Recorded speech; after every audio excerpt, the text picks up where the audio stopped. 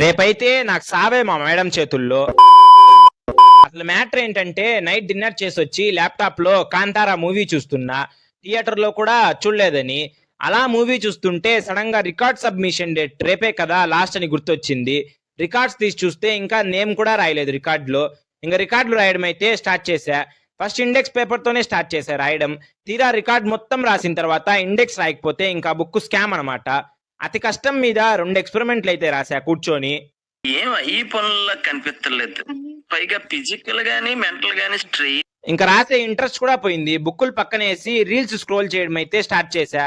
A few moments later. ఇంక ఇట్లయితే కష్టమని మిడిల్లోనే ఆపేసిన కాంతారా మూవీ పెట్టుకొని మూవీ చూస్తూ రికార్డ్స్ రాయడం స్టార్ట్ చేశా. ఈలోపు కరెంట్ అయితే పోయింది మళ్ళీ.